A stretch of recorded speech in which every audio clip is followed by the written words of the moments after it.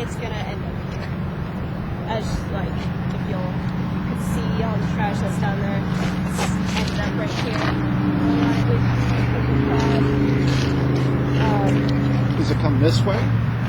Yes, it comes this way. And we've gotten some pretty crazy things out here. We get a lot of like balls that kids play with. We've gotten furniture like couches or big TVs. Wow. Some people, for some reason, just think that they could come out here, bring their trash, and just dump it here straight. After big rainstorms that last a few days, that's when we get a lot of the trash that comes down here, and usually we have to actually bring in cranes to take out all the trash. Wow. It's just too much for people. So that's why you have this collar up to... Right, because there's a net underneath that tries to catch as much trash as it can. Obviously, it still gets through some of it. It still gets through. Yeah.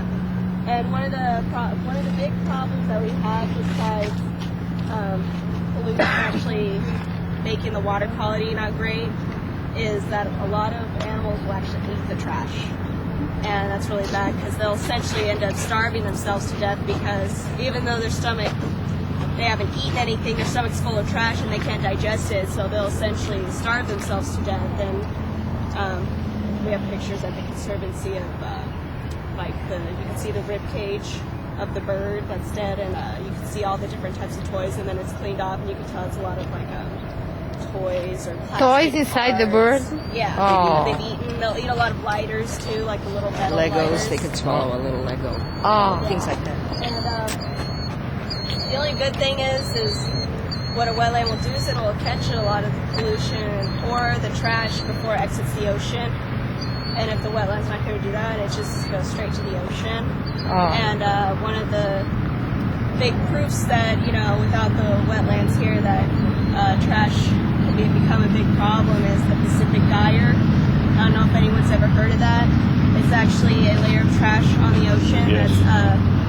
That's 3 meters. How you call Pacific Gyre? The one that's above Hawaii? It is twice the size of Texas, 30 feet deep. Of trash.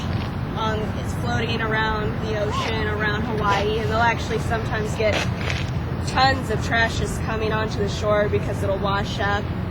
People are like, well, why don't you clean it up? And it would actually take every man, woman, and child in the entire world to be able to pick up all the trash because they would each have to pick up 100,000 dump truck fulls.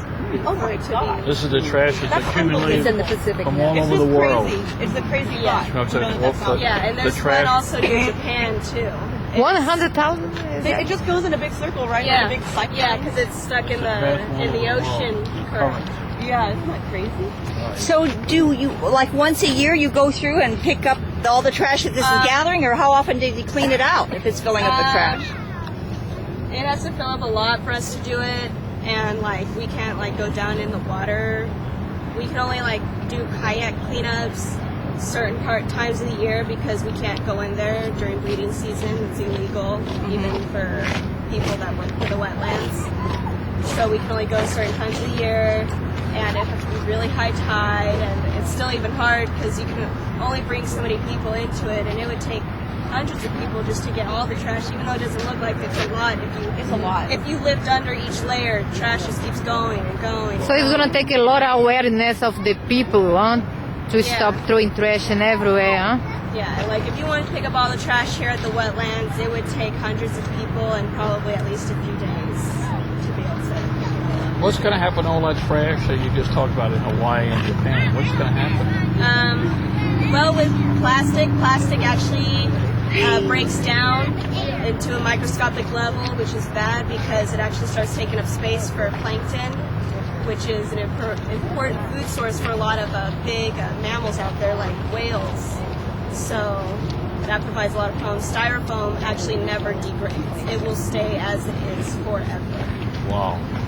And a lot of it, actually a lot of birds will use it as, like a floating device and stuff like that, but it probably takes away from a lot of sunlight that should get into the ocean like that, especially for plankton or phytoplankton. Phytoplankton being it's a producer, so it needs sunlight to be able to do photosynthesis and be able to survive. And if that's there, it's definitely getting in the way of being able to do that. So. Wow.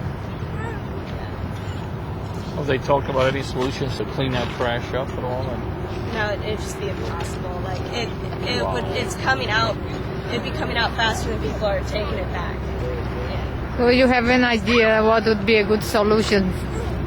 There really isn't. Like, for example, let's stop to throw stuff in Right. plastic. Well, yes, That would be a good solution. No plastic? That would be one. It'd be more like making people more self Aware of don't throw the toys. So, yeah, well, I'm going to take you guys around this nice loop, and it's really nice because you can't really hear the cars anymore. It's quiet.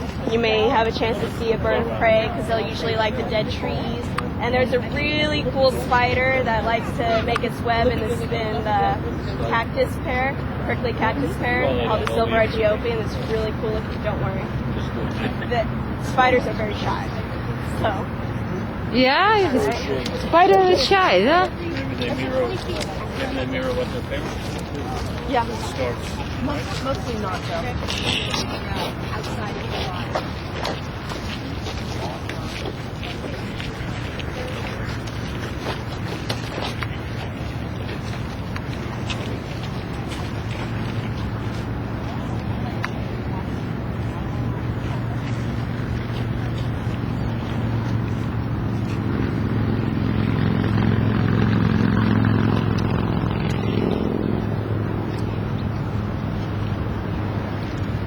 Okay, my group is going up. I gotta go.